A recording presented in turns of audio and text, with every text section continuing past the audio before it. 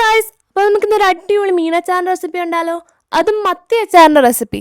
ആദ്യം തന്നെ കഴുകി വൃത്തിയാക്കുന്ന മത്തിയിലോട്ട് കുറച്ച് മുളക് പൊടിയും മഞ്ഞൾപ്പൊടിയും കുരുമുളക് പൊടിയും ഉപ്പും ഇട്ട് മിക്സ് ചെയ്ത് അരമണിക്കൂർ റെസ്റ്റ് ചെയ്തതിന് ശേഷം പൊരിച്ചെടുക്കുക.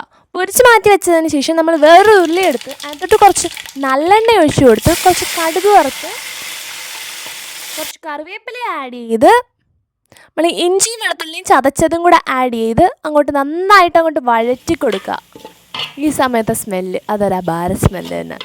അതങ്ങോട്ട് വഴണ്ട് വരട്ടെ. ഇതങ്ങോട്ട് വഴണ്ട് വരുമ്പോഴത്തേക്കിന് വേറൊരു പാത്രത്തിൽ കുറച്ച് മുളക് പൊടിയും മഞ്ഞൾപ്പൊടിയും കുരുമുളക് പൊടിയും ഉലുവാപ്പൊടിയും എടുത്തു വെക്കുക. എന്നിട്ട് തീ സിമ്മേലാക്കിയതിന് ശേഷം നമ്മളത് ആഡ് ചെയ്ത് നന്നായിട്ട് വറുത്തെടുക്കുക. കരിയരുത്. ഒരു ചെറിയൊരു ഡാർക്ക് കളറിലോട്ട് വരുമ്പോൾ നമ്മളതിനകത്തോട്ട് വിനാഗിരി ചേർത്ത് നന്നായിട്ട് മിക്സ് ചെയ്യുക. അതിനുശേഷം ആവശ്യത്തിനുള്ള ഉപ്പും ചേർത്ത് നന്നായിട്ട് ഇളക്കി അങ്ങോട്ട് യോജിപ്പിക്കുക. അപ്പം കുറച്ച് ഏറെ നാൾ നിൽക്കണമെങ്കിൽ നിങ്ങളിതിനകത്തോട്ട് വെള്ളമൊന്നും ചേർക്കരുത്. പെട്ടെന്ന് തന്നെ യൂസ് ചെയ്ത് തീർക്കാനാണെങ്കിൽ കുറച്ച് വെള്ളം ചേർത്താലും കുഴപ്പമില്ല.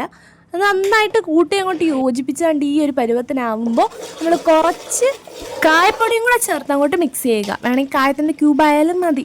അത് നന്നായിട്ട് അങ്ങോട്ട് മിക്സ് ആവണമെന്നേ ഉള്ളൂ.